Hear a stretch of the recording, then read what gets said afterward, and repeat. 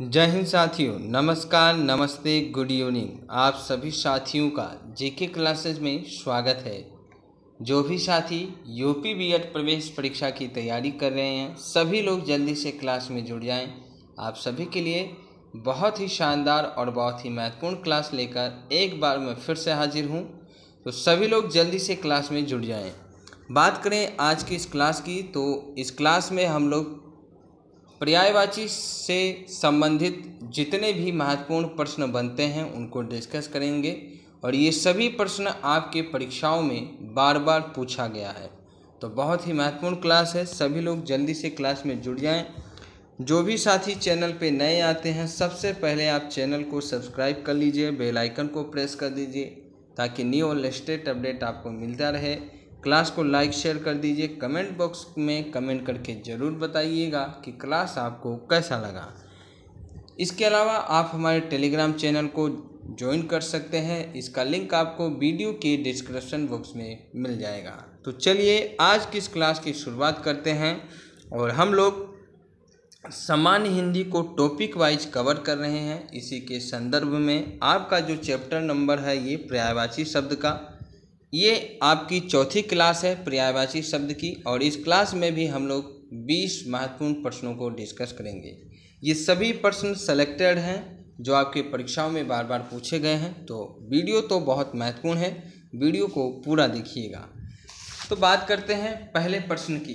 पहला प्रश्न कहता है कि पवन का पर्यायवाची शब्द नहीं है। आपको बताना है कि इनमें से पवन का पर्यायवाची शब्द कौन सा नहीं है। ठीक है, तो देखिए, ए है वाट, बी है अनल, सी है वायु, डी है समीर। तो देखिए, समीर, वायु और वाट ये तीनों ही पवन के पर्यायवाची शब्द हैं, लेकिन जो ऑप्शन नंबर बी है अनल, अनल आपका अग्नि का पर्यायवाची शब्द है। तो option number B is right answer. अनल जो है ये पवन का पर्यायवाची शब्द नहीं है। बात करें प्रश्न नंबर 2 की। प्रश्न नंबर 2 कहता है कि रक्त का पर्यायवाची शब्द नहीं है। रक्त का पर्यायवाची शब्द नहीं है, ये आपको बताना है। ए है खून, बी है रुधिर, सी है शोणित, डी है कासरी, है ना, कासरी। तो बताइए इनमें से कौन सा शब्द रक्त का पर्यायवाची शब्द नहीं है।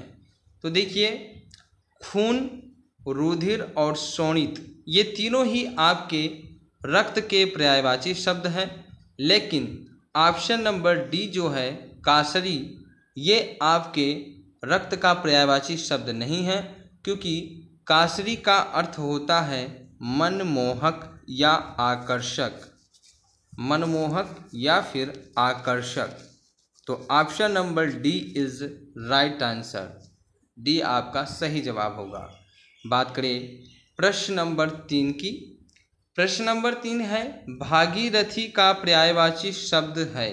बहुत ही अच्छा प्रश्न है, बहुत ही सरल प्रश्न है, और इसका जवाब आप में से बहुत सारे साथियों को पता होगा। ए है सरिता, बी है गंगा, सी है यमुना, डी है निर्झरिणी। तो बताइए कौन सा जवाब सही होगा।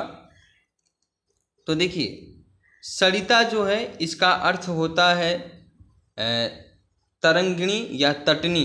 तरंगिणी या तटनी को सरिता कहा जाता है, और गंगा जो है ये भागीरथी को कहा जाता है, यानी गंगा जो है ये भागीरथी को कहा जाता है। तो भागीरथी का जो पर्यायवाची शब्द होगा वो गंगा होगा। और यमुना की बात करें तो यमुना का पर्यायवाची शब्द होता है तनुजा या तरिणी, और निर्झरिणी जो है इसका पर्यायवाची शब्द होता है झरना, ये झरना को कहा जाता है। तो option number B is right answer, B आपका सही जवाब होगा। बात करते हैं प्रश्न नंबर 4 की। प्रश्न नंबर 4 है कि इंद्र का पर्यायवाची शब्द है। इंद्र का पर्यायवाची शब्द क्या है ये आपको बताना है। ए है बाजीगर, बी है राजराज, एंड सी है माधवा, डी है विनायक।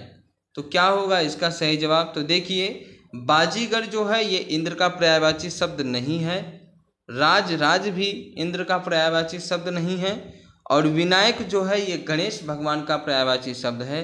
तो option number C is right answer. Madhava जो है ये इंद्र का पर्यायवाची शब्द है। अगला प्रश्न है प्रश्न नंबर 5, कमल का पर्यायवाची शब्द है। कमल का पर्यायवाची शब्द क्या है ये आपको बताना है। ए है कुसुम, बी है पुष्प, सी है प्रसुम और डी है पुंडरीक। तो बताइए कौन सा जवाब सही होगा, कमल का पर्यायवाची शब्द क्या होगा। देखिए बात करें कुसुम की और पुष्प और प्रसुम की, तो ये तीनों ही पुष्प के पर्यायवाची शब्द हैं। पुष्प के पर्यायवाची शब्द हैं कुसुम, पुष्प, प्रसुम। तो ऑप्शन नंबर जो डी है आपका पुंडरीक, यही आपका सही जवाब होगा और ये कमल का पर्यायवाची शब्द है। तो option number D is right answer. पुंडरीक जो है ये कमल का पर्यायवाची शब्द है। आगे बात करते हैं प्रश्न नंबर 6 की। प्रश्न नंबर 6 कहता है भवन का पर्यायवाची शब्द है। भवन का पर्यायवाची शब्द क्या होगा। ए है मंदिर, बी है धाम, सी है महल, डी है घर। तो बताइए भवन का पर्यायवाची शब्द क्या होगा। तो देखिए मंदिर तो हो नहीं सकता है, धाम भी नहीं हो सकता है। अब महल और घर की बात करें तो महल जो है ये भी आपका भवन का पर्यायवाची शब्द नहीं होगा, यानी राइट आंसर आपका हो जाएगा ऑप्शन नंबर डी घर। भवन का पर्यायवाची शब्द घर होगा। तो option number D is right answer. बहुत ही बेहतरीन क्लास है, बहुत ही महत्वपूर्ण प्रश्न मैं आपको बता रहा हूँ। तो आप लोग केवल और केवल क्लास को लाइक शेयर करते रहिए और पूरे ध्यान से इस क्लास को देखते रहिए, ठीक है। आपकी जो यूपी बीएड का एंट्रेंस एग्ज़ाम है ये बहुत जल्द होने वाला है। तो बस आप लोग केवल और केवल पढ़ाई पे फोकस कीजिए और अपनी तैयारी करते रहिए, ठीक है। चलिए अब बात करते हैं प्रश्न नंबर 7 की। प्रश्न नंबर 7 कहता है कि घर का पर्यायवाची शब्द है। ए है विहार, बी है इला, सी है निकेतन, डी है नग। क्या होगा आप लोग बताइए, अपना आंसर कमेंट बॉक्स में करते रहिए। घर का पर्यायवाची शब्द क्या होगा। तो देखिए विहार की बात करें तो आप लोग जानते हैं कि हम लोग घूमने जाते हैं, भ्रमण करने जाते हैं, वन या फिर विहार, है ना। तो ये वो वाला विहार है, यानी इसका घर से कोई संबंध नहीं है, ठीक है। यानी आप ये कह सकते हैं कि ये एक पार्क का पर्यायवाची शब्द है। दूसरी बात करते हैं इला के बारे में। तो इला जो है ये पृथ्वी को कहा जाता है। इला, इला का अर्थ होता है पृथ्वी, तो ये भी घर का पर्यायवाची शब्द नहीं हो सकता है। तीसरा है आपका निकेतन, तो निकेतन ही आपका राइट आंसर होगा। निकेतन यानी होता है घर। और चौथा जो आपका डी है ये आपका है नग। नग का अर्थ होता है अडिंग, अडिंग यानी पर्वत, पहाड़, तो ये नग का पर्यायवाची शब्द है। तो कुल मिला के आपका ऑप्शन नंबर सी जो है ये राइट होगा। तो option number C is right answer. निकेतन जो है ये घर का पर्यायवाची शब्द है, ठीक है। क्लियर है सभी को। चलिए अब बात करते हैं प्रश्न नंबर 8 की। प्रश्न नंबर 8 कहता है कि वीणा पाणी का पर्यायवाची शब्द है। वीणा पाणी, ए है हीरा, बी है सरस्वती, सी है लक्ष्मी, डी है कमल। तो देखिए कमल जो है ये एक पुष्प है, तो ये तो हो नहीं सकता। तीसरा हीरा जो है आपका ये एक धातु है, ये भी नहीं हो सकता, क्योंकि यहाँ पे बात हो रही है वीणा पाणी का पर्यायवाची शब्द। वीणा पाणी यानी किसी देवी की बात कहा जा रहा है यहाँ पे। तो यहाँ पे दो देवियों का नाम है, एक सरस्वती एक लक्ष्मी। तो हम लोग जानते हैं कि धन की जो देवी है वो लक्ष्मी है और विद्या की जो देवी है वो सरस्वती है, और उनके हाथ में वीणा होता है। तो option number B is right answer हो जाएगा। सरस्वती जो हैं इनको वीणा पाणी कहा जाता है। क्लियर है। चलिए अब बात करते हैं प्रश्न नंबर 9 की। कंचन का पर्यायवाची शब्द है। ए है हीरा, बी है कनक, सी है तांबा, डी है चांदी। बताइए क्या होगा इसका सही जवाब। तो देखिए हीरा, तांबा, चांदी ये तीनों ही एक धातुएं हैं, ठीक है। इनका कंचन से कोई लेना देना नहीं है, यानी ये जो है अलग ये धातुएं हैं। जबकि कंचन जो है इसका पर्यायवाची शब्द होगा कनक, तो कंचन का पर्यायवाची शब्द क्या होगा? कनक, यानी option number B is right answer. चलिए आगे बढ़ते हैं और बात करते हैं प्रश्न नंबर 10 की। प्रश्न नंबर 10 कहता है कि अनुचर का पर्यायवाची शब्द नहीं है। अनुचर का पर्यायवाची शब्द नहीं है। ए है भृत्या, बी है चाकर, सी है सेवक, डी है निर्झर। तो सबसे पहले मैं आपको अनुचर का मतलब बता दूं। अनुचर का अर्थ होता है जो सेवक होता है आपका, जो आपकी घर में काम करता है आपका, जिसे हम लोग नौकर बोलते हैं। तो नौकर, अनुचर का मतलब होता है नौकर। तो देखिए भृत्या, भृत्या जो है ये भी आपका अनुचर ही कहलाता है। चाकर भी हम लोग अनुचर को ही कहते हैं और सेवक भी हम लोग अनुचर को ही कहते हैं। तो अनुचर का तीनों पर्यायवाची शब्द हो गया है भृत्या, चाकर, सेवक। लेकिन निर्झर जो है इसका अर्थ होता है झरना। इसका अर्थ होता है झरना या फिर स्रोत होता है। तो ये तो हो नहीं सकता इसका पर्यायवाची शब्द। तो आपका ऑप्शन नंबर डी ही राइट आंसर हो जाएगा, यानी option number D is right होगा आपका। अनुचर का पर्यायवाची शब्द नहीं होगा निर्झर। ठीक है, सबको समझ में आ रहा है? आप में से सभी साथियों को समझ में आ रही क्लास? अगर आपको क्लास समझ में आ रही तो क्लास को लाइक कर दीजिए, शेयर कर दीजिए और अपने सभी साथियों में शेयर कीजिए ताकि और भी साथी क्लास में जुड़ सके। ठीक है, वीडियो को लाइक कर दीजिएगा, आप लोग चैनल को सब्सक्राइब कर लीजिएगा। चलिए अगला प्रश्न क्या कहता है देखते हैं। अगला प्रश्न कहता है कि दिन का पर्यायवाची शब्द नहीं है। दिन का पर्यायवाची शब्द नहीं है। ए है दिवस, बी है दिन, सी है वार, डी है वासर। क्या होगा सही जवाब? तो दिवस, वार, वासर ये तीनों ही दिन के पर्यायवाची शब्द हैं। लेकिन ऑप्शन नंबर बी जो है दिन, ये आपका राइट आंसर होगा। दिन दिवस का पर्यायवाची शब्द या दिन का पर्यायवाची शब्द नहीं है। Option number B is right answer. अगला प्रश्न आपके सामने, और अगला प्रश्न कहता है कि पहाड़ का पर्यायवाची शब्द नहीं है। इन चार ऑप्शन में से कौन सा ऑप्शन सही होगा आपको बताना है। पहाड़ का पर्यायवाची शब्द नहीं है।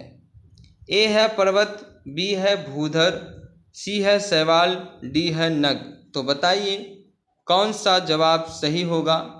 इसमें से पहाड़ का पर्यायवाची शब्द कौन सा होगा? तो देखिए पर्वत तो होगा, भूधर भी होगा और नग, नग के बारे में भी मैंने अभी आपको बताया कि नग का अर्थ होता है अडिंग या फिर पर्वत या पहाड़। तो सही जवाब होगा ऑप्शन नंबर सी शैवाल। शैवाल आपका पहाड़ का पर्यायवाची शब्द नहीं है। क्लियर है? अगला प्रश्न है मरकट का पर्यायवाची शब्द है। मरकट, मरकट का पर्यायवाची शब्द क्या होगा बताइए। मरकट का सीधा सा अर्थ है बंदर मामा। बंदर मामा के बारे में बात कहा जा रहा है। मरकट बंदर मामा को कहा जाता है। तो सही जवाब हो जाएगा ऑप्शन नंबर सी पानी, पुत्र, मित्र। इनके अलावा जो आपका ऑप्शन नंबर सी है बंदर, बंदर ही मरकट का पर्यायवाची शब्द होगा। तो option number C is right answer. अगला प्रश्न क्या कहता है देखिए, प्रश्न नंबर 14। कुसुमेषु का पर्यायवाची शब्द है। कुसुमेषु का पर्यायवाची शब्द है कबूतर, काला, कामदेव, आकाश। तो देखिए कबूतर खग कहा जाता है, काला भी नहीं हो सकता है। आकाश आप लोग जानते हैं, आकाश का पर्यायवाची शब्द अभ्र हो गया, फलक हो गया, दिव्य हो गया, शून्य हो गया, खगोल हो गया। तो सही जवाब हो जाएगा ऑप्शन नंबर सी कामदेव। कुसुमेषु जो है ये कामदेव का पर्यायवाची शब्द है, यानी option number C is right answer. बात करते हैं प्रश्न नंबर 15 की। प्रश्न नंबर 15 कहता है कि दांत का पर्यायवाची शब्द नहीं है। आपको इनमें से बताना है कि दांत का पर्यायवाची शब्द नहीं है।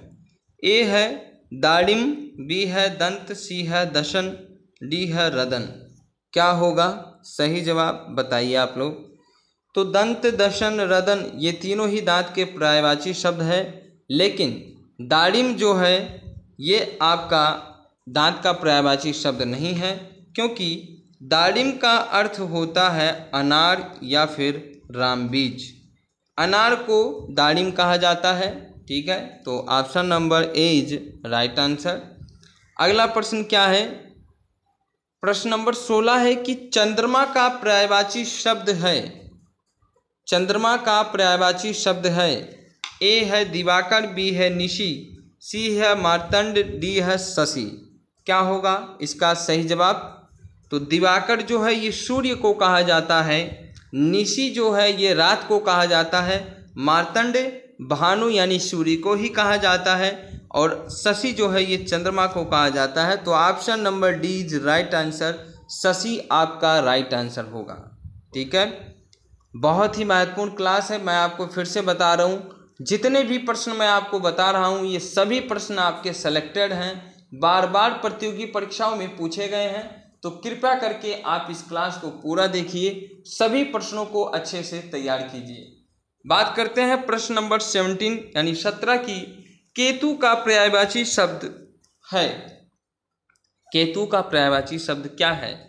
ए है झंडा, बी है आचार्य, सी है किरण, डी है दिशा। बहुत ही सरल प्रश्न है और इसका सबसे आसान जवाब है झंडा। केतु का जो पर्यायवाची शब्द होगा वो झंडा होगा। आचार्य, किरण, दिशा ये केतु से अलग है, इससे संबंधित नहीं है, क्योंकि केतु जो है ये झंडा को कहा जाता है। तो option number A is right answer. बात करें प्रश्न नंबर 18 की। पिशुन का पर्यायवाची शब्द क्या है? पिशुन का पर्यायवाची शब्द आपको बताना है।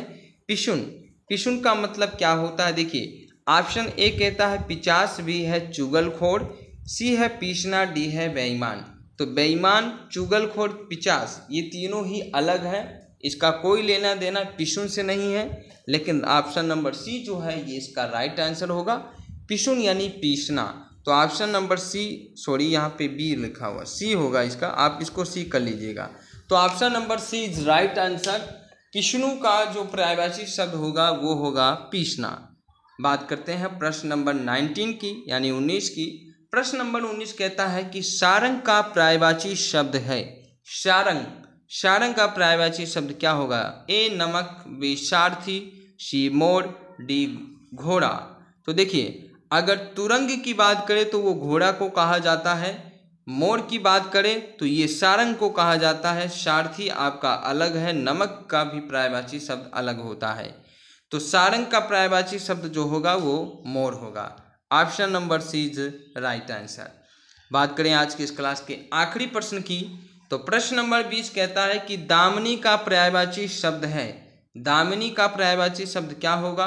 ए है वर्षा, बी है नीरद, सी है बादल, डी है विद्युत। तो देखिए इस प्रश्न का सही जवाब क्या होगा? तो इसका सही जवाब आप लोग कमेंट बॉक्स में कमेंट करके बताइएगा। ये क्वेश्चन आपको मैं होमवर्क में देता हूँ। मैं देखना चाहता हूँ कि आप में से कितने साथियों को इस प्रश्न का सही जवाब पता है। ठीक है, तो मिलते हैं फिर अगली क्लास में। तब तक के लिए आप सभी साथियों का बहुत बहुत धन्यवाद। आज की इस क्लास में हमने जितने भी महत्वपूर्ण प्रश्नों को देखा है, समझा है, आई होप आपको समझ में आया होगा।